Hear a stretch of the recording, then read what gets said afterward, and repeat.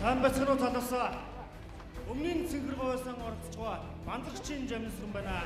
За Өмнөгов аймгийн төвийн Капитрон банкны эдийн засагч гэхдээ энэ төсөлд оролцохдоо цалингүй чөлөө авчихсан Улаанбаатар хотод ажиллаж байгаа жамин сүрэнтэй уулзах тийм. Хуучин говийг бол нөгөө ерөнхийдөө л нэг тийм эстэй манхантай гэж төсөөлдөг байсан бол сүүлийн үед бол тэнцээ улсын хэмжээний томоохон үйлдвэрүүд төслүүд хэрэгжиж ингээ явж байгаа. Амьдрал яг энэ төслөөс шалтгаалаад хэр өөрчлөгдсөн бэ?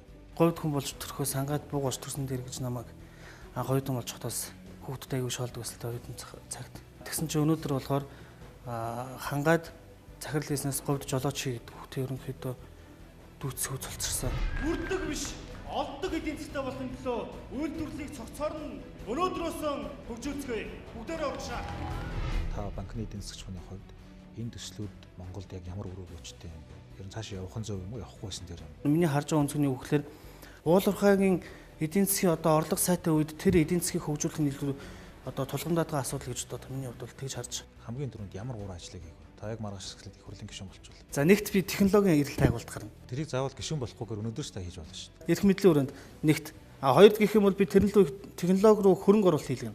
Гуравт би яг тэр үйлдвэрлэлийг түшгэлсэн аж ахуйн бүл бүтэн парк байгуулна гэж ярих. Төсөлд оролцож байгаа таны нэрмэлцэл чинь том амжилт хүсье. За баярлалаа. Банзрагчийн Жамин сүрэн Өмнөгов аймгаас оролцогч эдийн засаг бизнесийн удирдлагын мэргэжилтэй, бакалавр зэрэгтэй, англи хэлний мэдлэгтэй Good Cash Flow компаниг үүсгэн байгуулж, дансны авлагын аутсорсингийн үйлчилгээг Монголд анхлан нэтгүүлсэн Капитрон банкны эдийн засагч.